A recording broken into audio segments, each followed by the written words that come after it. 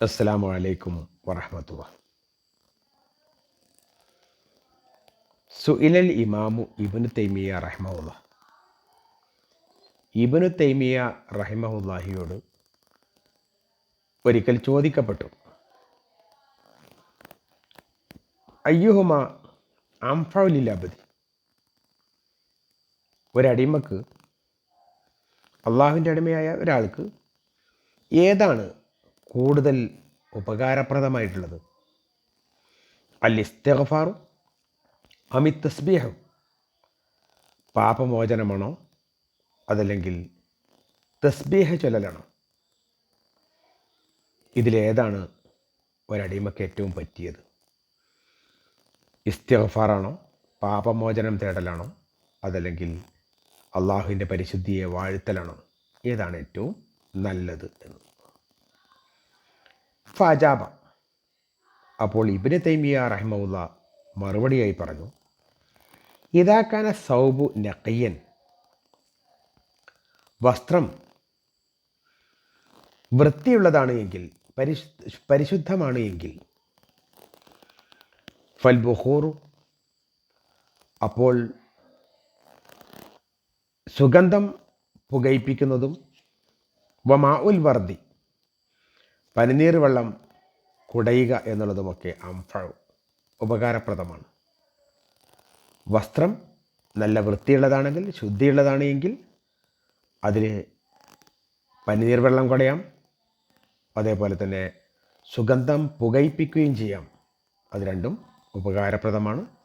നല്ല പരിമളം അതിന് കിട്ടും. വൃത്തിയോടുകൂടിയുള്ള സുഗന്ധം വളരെ നന്നാവുമെന്ന് അദ്ദേഹം പറഞ്ഞു. വൈദാക്കാന ദനിസൻ, എന്നാൽ ആ വസ്ത്രം അഴുക്ക് പുരേണ്ടതാണ് എങ്കിൽ, ആ വസ്ത്രം അഴുക്ക് പുരേണ്ടതാണ് എങ്കിൽ, ഫസ്വാബൂന് വൽമാവു അംഫഉ, അപ്പോൾ സാബൂൻ അഥവാ സോപ്പ് തേക്കലും അതേപോലെ തന്നെ വെള്ളം കൊണ്ട് കഴുകലും അതായിരിക്കും ഉപകാരപ്പെടുക. വസ്ത്രത്തിൽ അഴുക്കുണ്ടെങ്കിൽ അതിൽ ഈ ബുഹൂറും അഥവാ അതിൽ സുഗന്ധം പുകയിപ്പിച്ചിട്ടോ അല്ലെങ്കിൽ മൗൽ വറുത് അതിൽ പനിനീര് കുടഞ്ഞത് കൊണ്ടോ പ്രത്യേകിച്ച് കാര്യമൊന്നും കിട്ടാനില്ല. അതുകൊണ്ട് അവിടെ ഏറ്റവും വേണ്ടത് ഇത് രണ്ടുമാണ്. അതായത് സാബൂനും വെള്ളവും കൊണ്ട് ശരിക്ക് കഴുകി അതിലെ ആ വസ്ത്രം വൃത്തിയാക്കി എടുക്കുക എന്നുള്ളതാണ് വേണ്ടതെന്ന് പറഞ്ഞു.